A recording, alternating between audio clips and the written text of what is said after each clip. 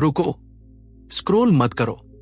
अगर तुम सोचते हो कि मिलियनेयर मतलब बड़ी गाड़ी, लग्जरी घर, ब्रांडेड कपड़े, तो आज तुम्हारी सोच टूटने वाली है, क्योंकि असली मिलियनेयर शायद तुम्हारे घर के पास ही रहता है, सिंपल कपड़े पहनता है, पुरानी कार चलाता है और कभी अपनी वेल्थ शो नहीं करता, लेकिन उसका बैंक बैलेंस चुपचाप ग्रो कर रहा होता है। आज हम जानेंगे रियल रिच लोगों की साइकोलॉजी, हैबिट्स और साइलेंट वेल्थ बिल्डिंग का साइंस, एक पावरफुल रिसर्च बुक से, द मिलियनेयर नेक्स्ट डोर। ये कोई मोटिवेशनल कहानी नहीं है, ये हजारों मिलियनर की लाइफ पर की गई सालों की रिसर्च है। और जो सच सामने आया वो शॉकिंग था। जो लोग अमीर दिखते हैं अक्सर वे अमीर नहीं होते, और जो सच में अमीर होते हैं उन्हें दिखाने की जरूरत नहीं होती। वेल्थ इनकम से नहीं बनती, वेल्थ डिसिप्लिन, पेशेंस और बिहेवियर से बनती है। तो चलिए शुरू करते हैं मिलियनेयर बनने की असली जर्नी। चैप्टर 1, द मिलियनेयर दिखता कैसा है। कुछ साल पहले एक रिसर्च हुई। लोगों को लगा था कि मिलियनेयर लोग चमकदार लाइफ जीते होंगे, लेकिन जब डेटा सामने आया तो सब हैरान रह गए। ज्यादातर मिलियनेयर साधारण कॉलोनी में रहते थे, पुरानी या नॉर्मल कार चलाते थे, हर महीने बजट बनाते थे, अपनी इनकम का बड़ा हिस्सा इन्वेस्ट करते थे। उन्होंने वेल्थ बनाई, दिखाई नहीं। उनका फोकस होता है वेल्थ बिल्ड करना, ना कि वेल्थ दिखाना। यहां सबसे बड़ा लेसन, रिच लुकिंग और रिच बीइंग दोनों अलग चीजें हैं। चैप्टर 2, इनकम से नहीं बिहेवियर से अमीर बनते हैं। बहुत लोग हाई इनकम कमाते हैं लेकिन फिर भी अमीर नहीं बनते। क्यों? क्योंकि इनकम बढ़ते ही लाइफस्टाइल भी बढ़ जाता है। नई कार, नया फोन, नया शो ऑफ और महीने के अंत में जीरो सेविंग।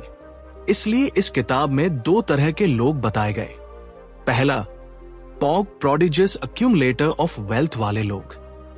ये लोग अपनी इनकम से ज्यादा वेल्थ क्रिएट करते हैं, जो क्वाइटली वेल्थ अक्यूमुलेट करते हैं।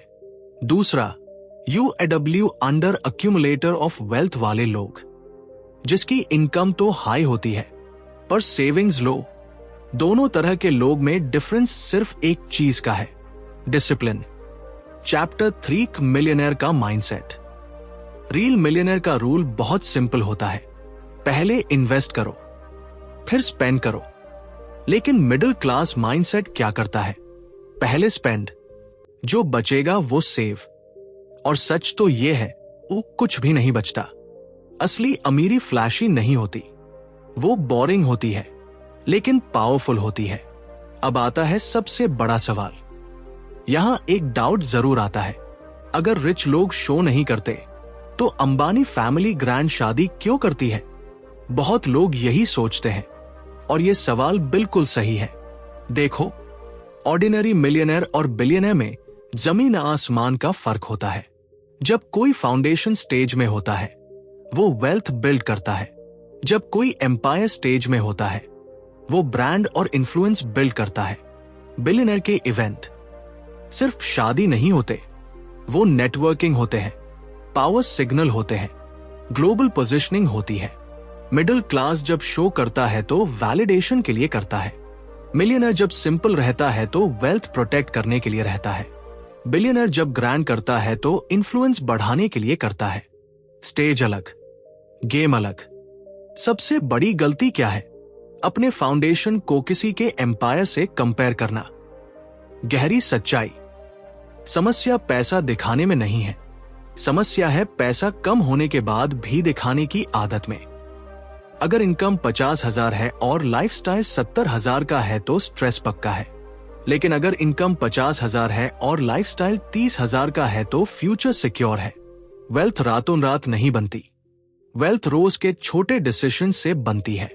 चैप्टर 4, पेरेंटिंग और वेल्थ। इस किताब का एक शॉकिंग पॉइंट यह है, मिलियनेयर पेरेंट्स अपने बच्चों को ज्यादा पैसा गिफ्ट नहीं करते। पहली बार सुनने में अजीब लगता है ना? हम सोचते हैं अगर हमारे पास करोड़ों हो तो हम अपने बच्चों को स्ट्रगल क्यों करने दें? लेकिन यही असली फर्क है रिच माइंडसेट और इमोशनल माइंडसेट में। एक छोटी कहानी सुनो। मान लो एक मिलियनेयर पिता है, उसका बेटा कॉलेज से पास होता है। वो सोचता है पापा तो करोड़पति हैं, अब लाइफ सेट है। लेकिन पिता उसे बिजनेस के लिए सीधे 5 करोड़ नहीं देते। वो क्या करते हैं? वो कहते हैं मैं तुम्हें पैसा नहीं, एक्सपीरियंस दूंगा। बेटे को अपनी कंपनी में नीचे लेवल की जॉब से शुरू करवाते हैं। वो डेली ऑफिस जाता है, छोटी गलतियां करता है, डांट भी खाता है, प्रेशर भी फील करता है। पहले उसे बुरा लगता है, वो सोचता है जब पैसा है तो स्ट्रगल क्यों? लेकिन कुछ साल बाद उसे समझ आता है पिता ने उसे शॉर्टकट नहीं, स्ट्रेंथ दी थी। अगर शुरुआत में ही इजी मनी मिल जाता तो शायद वो डिसीजन लेना कभी नहीं सीखता। इजी मनी कंफर्ट देता है, लेकिन स्ट्रगल कैरेक्टर बनाता है। मिलियनेयर पेरेंट्स जानते हैं अगर बच्चे को रेडी बना दिया तो वो खुद वेल्थ क्रिएट कर लेगा, लेकिन अगर सिर्फ पैसा दे दिया तो वो वेल्थ प्रोटेक्ट भी नहीं कर पाएगा। इसलिए वे बच्चों को सेफ्टी नेट कम देते हैं और कैपेबिलिटी ज्यादा। पावरफुल लाइन, वेल्थ सिर्फ बैंक बैलेंस नहीं होती, वेल्थ होता है स्किल्स का पावर, डिसिप्लिन की आदत और स्ट्रॉन्ग माइंडसेट का कॉम्बिनेशन। अगर स्किल्स है तो जीरो से भी एम्पायर बन सकता है, लेकिन अगर सिर्फ पैसा है और माइंडसेट वीक है तो एम्पायर भी जीरो हो सकता है। असल में मिलियनेयर पेरेंट्स अपने बच्चों को पैसा नहीं देते, वे उन्हें जीतने की आदत देते हैं, और यही असली लेगेसी है। Chapter 5 7 habits of real millionaires. अब सवाल है आखिर रियल मिलियनेयर रोज क्या अलग करते हैं? ये कोई मैजिक फॉर्मूला नहीं है, ये डेली हैबिट्स है। एक, बजट बनाना और फॉलो करना। मिलियनेयर लोग हर रुपए को डायरेक्शन देते हैं। वे महीने की शुरुआत में डिसाइड करते हैं कितना खर्च होगा, कितना इन्वेस्ट होगा, कितना बचाया जाएगा। बजट उनके लिए रिस्ट्रिक्शन नहीं है, कंट्रोल है। जहां कंट्रोल होता है वहीं ग्रोथ होती है। 2, सिंपल लाइफस्टाइल। वे दिखावे में बिलीव नहीं करते। सिंपल घर, नॉर्मल कार, लिमिटेड लक्ष्री। क्यों? क्योंकि जितना कम खर्च उतना ज्यादा इन्वेस्ट। उनका फोकस है फ्रीडम पर, इंप्रेशन पर नहीं। 3, smart spouse selection, financially supportive partner. यह पॉइंट बहुत डीप है।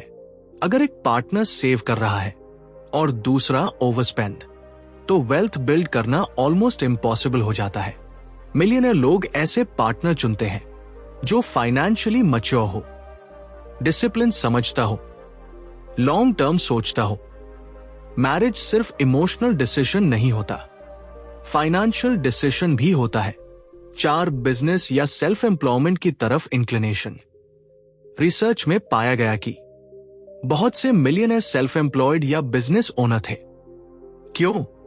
क्योंकि जॉब में इनकम लिमिटेड होती है, बिजनेस में पोटेंशियल अनलिमिटेड हो सकता है, रिस्क होता है, लेकिन रिवॉर्ड भी बड़ा होता है। वे सिक्योरिटी से ज्यादा अपॉर्चुनिटी को चुनते हैं। 5, फाइनेंशियल प्लानिंग। मिलियनेयर लोग गेसवर्क नहीं करते, उनके पास प्लान होता है।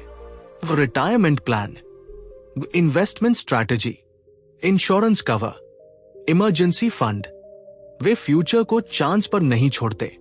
प्लानिंग बोरिंग लगती है, लेकिन वही वेल्थ को स्टेबल बनाती है। 6, लॉन्ग टर्म विजन। वे आज की खुशी के लिए कल की सिक्योरिटी सैक्रिफाइस नहीं करते। उनका फोकस 5, 10, 20 साल आगे होता है। Short term excitement, long term regret न बन जाए, इसका ध्यान रखते हैं। वेल्थ स्लो ग्रो करती है, लेकिन कंपाउंड होकर एक्सप्लोड करती है। 7, वेल्थ को प्रायोरिटी देना, स्टेटस को नहीं। यह सबसे पावरफुल हैबिट है। मिडिल क्लास सोचती है लोग क्या कहेंगे, मिलियनेयर सोचता है फ्यूचर क्या कहेगा। स्टेटस टेम्पररी है, वेल्थ परमानेंट फ्रीडम देती है। वे दूसरों को इंप्रेस करने से ज्यादा खुद को सिक्योर करने पर फोकस करते हैं।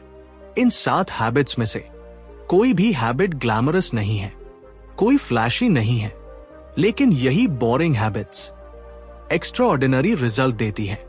मिलियनेयर बनना एक लकी ब्रेक का रिजल्ट नहीं है, वो डिसिप्लिन डेली डिसीजंस का रिजल्ट है। इस बुक का डीप मैसेज आज सोशल मीडिया हमें सिखा रहा है, show more, spend more, upgrade more, लेकिन ये बुक सिखाती है save more, invest more, think long term.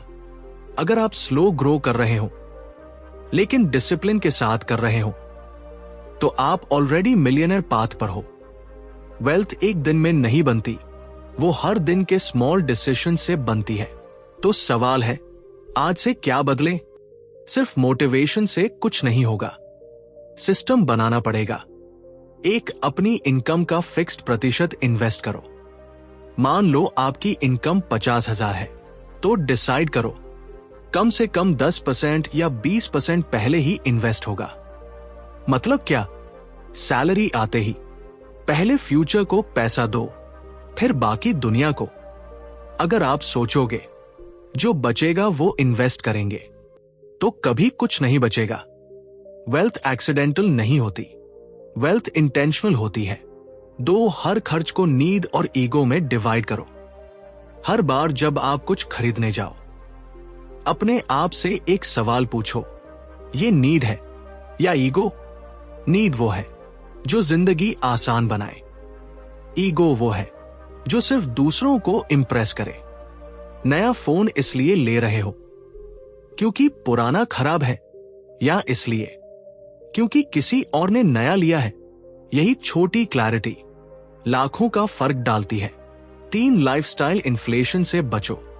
जैसे ही इनकम बढ़ती है, हम ऑटोमेटिकली लाइफस्टाइल बढ़ा देते हैं। नया घर, महंगी कार, हर वीकेंड बाहर खाना। लेकिन मिलियनर माइंडसेट क्या कहता है? इनकम बढ़े तो सेविंग रेट बढ़ाओ, लाइफस्टाइल नहीं।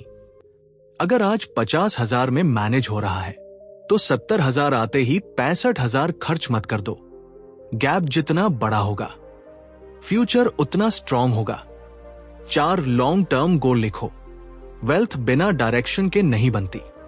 लिखो, 5 साल बाद कितनी नेटवर्थ चाहिए, कितनी पैसिव इनकम चाहिए, कब फाइनेंशियल फ्रीडम चाहिए। जब गोल लिखा होता है तो हर खर्च ऑटोमेटिक फिल्टर हो जाता है, क्योंकि अब आप इमोशनल नहीं, इंटेंशनल डिसीजंस लेते हो। याद रखो, स्मॉल हैबिट्स बोरिंग लगती है, लेकिन वही बिग वेल्थ क्रिएट करती है। डेली 500 रुपए बचाना बोरिंग है, लेकिन 10 साल बाद वही फ्रीडम बनता है। मिलियनेयर बनना एक बड़ा डिसीजन नहीं है, वो रोज के छोटे डिसीजंस का रिजल्ट है। Small habits, big wealth. अगर आपको लगता था कि मिलियनेयर बनना सिर्फ हाई इनकम वालों का गेम है, तो शायद आज आपका बिलीफ चेंज हो गया होगा।